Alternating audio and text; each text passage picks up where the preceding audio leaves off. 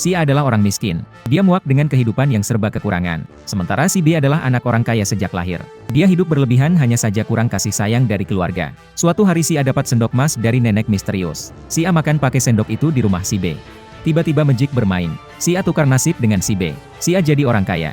Si B jadi orang miskin. Semua orang sekeliling gak ada yang sadar dengan penukaran ini. Hanya yang pernah pakai sendok emas yang bisa mengetahuinya. Cewek C menyukai si A saat dia miskin. Hingga setelah status mereka tertukar, cewek C tetap menaruh hati pada si A. Sementara cewek D menyukai si B saat kaya. Setelah mereka bertukar, cewek D berpindah alih pada si A yang jadi kaya. Dia mengajak si A menjalin kerjasama agar mereka berdua bisa sama-sama kaya. Dia tahu hal penukaran status ini, karena cewek D juga punya sendok emas. Dulunya dia tuh orang miskin, dan iri pada temannya yang kaya. Si teman tapi punya badan yang lemah.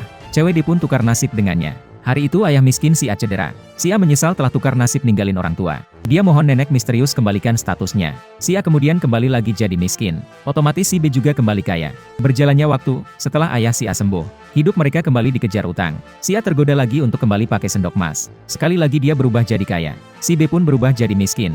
Si A ingin jadi kaya selamanya. Dia gak ada niat ceng balik kayak dulu. Hampir 10 tahun telah berlalu. Si A lama menikmati hidup sebagai orang kaya. Dan si B menjalani hidup bahagia sebagai orang sederhana. Suatu hari gak sengaja si B nemu diari jadul. Di situ tertulis aturan main sendok emas. Terbongkar si A mencuri status si B.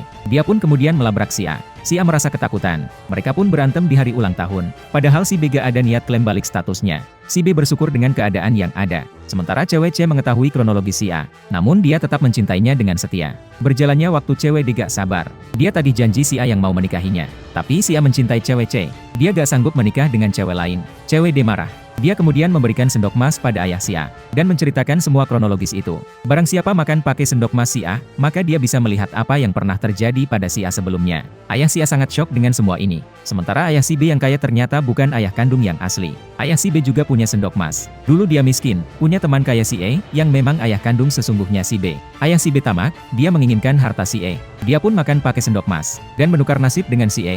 Dia pun membunuh si A, agar dirinya bisa kaya selamanya. Hal ini diketahui oleh ayahnya cewek C yaitu si F. Si F memeras ayah si B. Alhasil dia pun dibunuh oleh ayah si B. Kematian si F dituduhkan pada paman tiri si B yaitu si G. Si G gak terima dikambing hitamkan. Dia pun dendam pada si A karena dikiranya dia adalah si B. Si G mencoba membunuh si A.